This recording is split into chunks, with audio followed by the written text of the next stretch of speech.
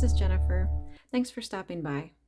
Today I'll be sharing with you how to use the Invisible Mattress Stitch to join crochet motifs. This is especially useful when you're joining motifs that are two different colors and you don't want the seam to show. For our project today, I'm using motifs from my Very Merry blanket. This blanket pattern is made up of octagons and squares and triangles, and there are quite a few different places where the colors come together, and this particular technique of seaming them makes sure that the pattern or the design flows seamlessly across the fabric. I'll be sure to leave links to the pattern in my Etsy and Ravelry shops in the notes below.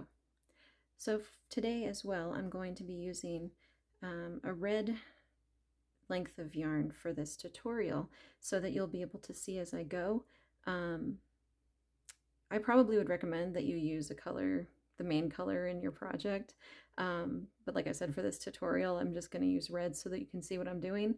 But the magical part is that it really doesn't matter what color yarn you use because it's going to disappear, and that's kind of like the best part of this, is showing you how it's magic, how it just disappears. But let's get started. Okay, so go ahead and take a length of yarn. You want it to be roughly like 2 to 3 times the length of the seam that you're going to be seaming or sewing. This I've made like super long just for this tutorial. But yeah, 2 to 3 times the length, so you could actually just like go like this and then cut it, and you should have enough. But to start, oh, and I should mention that this is a Susan Bates finishing needle. I just recently picked these up because I just thought it was like such a cool concept, and it's suddenly become my favorite needle. I could leave it's not like an affiliate thing, but I could leave a link to that in the notes as well. All right, let's get started. So first things first, you're going to want for both of your motifs that you're joining to be right side facing up. Then go ahead and locate the corner and the center stitch in that corner on the first side that you're going to be joining. So in this case, we have a chain in the center of that corner. I'm going to insert my needle from back to front through the back loop only of that center chain and pull the thread through, the yarn through. You can go ahead and leave a little bit of a tail so you don't have to worry about it coming through. And then you'll want to locate the center stitch or chain on the adjacent motif. So here we see there's the center chain, and you're going to go ahead and insert your hook from front to back through the back loop only of that center chain. Okay, and then you're going to come up from back to front in the back loop only of the next stitch on the adjacent motif. Next, we're going to go back in to the stitch we just came out of on the motif closest to you. So insert your needle from front to back into that stitch, same stitch or chain in this case, that we came out of before. And then you're going to come up from back to front in the back loop only of the next stitch. Okay. And then you'll go down in the same stitch that you came out of last time on the adjacent motif. You're going to go back down through that back loop, and once again come up from back to front through the back loop only of the next stitch. I bet you can guess where we're going next. Back down through the same stitch we came out of before on the motif closest to you. Insert your needle from back to front, from front to back in that back loop and pull through. and then come up in the back loop only of the next stitch. Do you want to see that again? So one more time, we're going to go down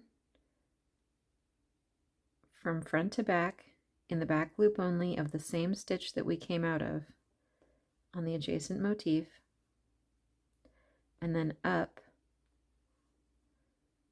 in the back loop only of the next stitch. And I should note that it really doesn't matter how loose or tight or how uneven or even these stitches are. The nice thing about this particular technique is that you're going to be able to adjust that as you go, and even at the end. It's very easy to adjust it. But for now, feel free to leave it as loose as you can with the length of yarn that you have. The looser the better. I think it's just a little bit easier if you just leave it about this loose. Okay, so once again, we're going to go back down through that stitch we came out of on the motif closest to you. I'm going to show you a little trick.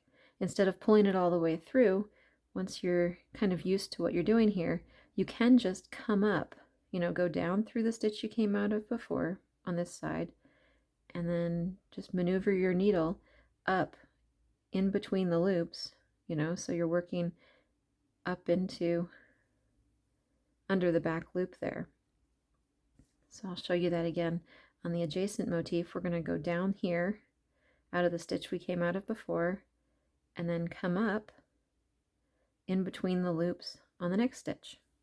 So it's the same motion as what we were doing before when we were putting the needle down and pulling the needle up. It's the same motion, you're doing the same thing, but with less movement. So once again, you're just going to go down through the stitch you came out of before and up through the next stitch.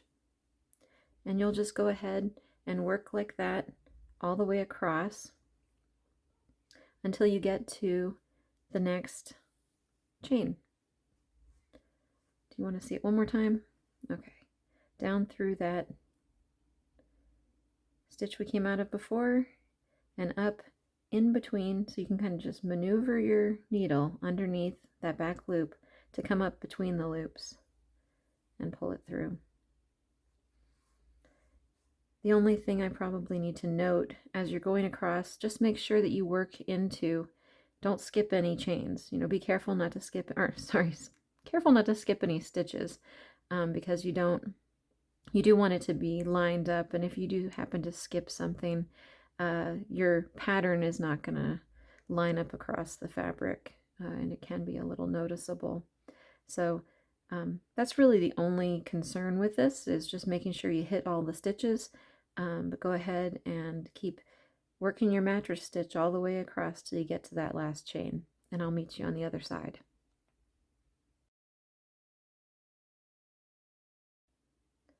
All right, so we've made it across to the other side.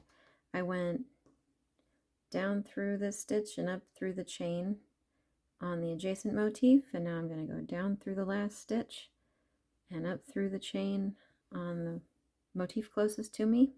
I'm going to take my finishing needle off there, and you'll see we have this beautiful mattress stitch all the way across.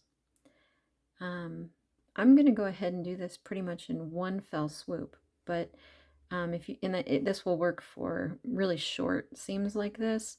If you have a longer seam or you're seaming several sides, to other motifs, you're probably going to want to cinch up sections at a time as you stitch, or probably as you stitch. After you finish a section like this, go ahead and cinch it up and then continue seaming your next side.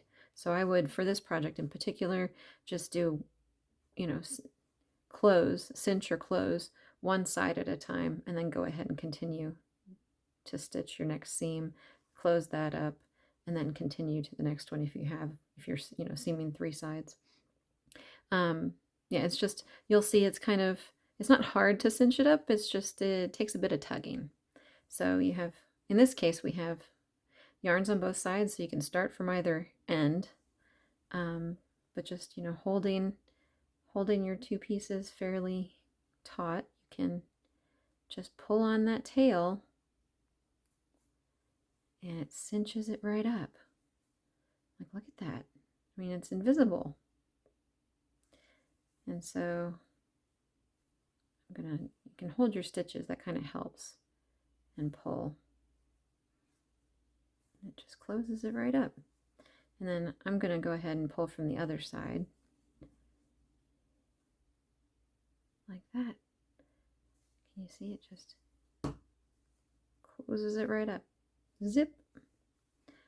And then you can go back and you'll see it's pretty flexible. I mean, I was able to even out the stitches just by going like this, you know?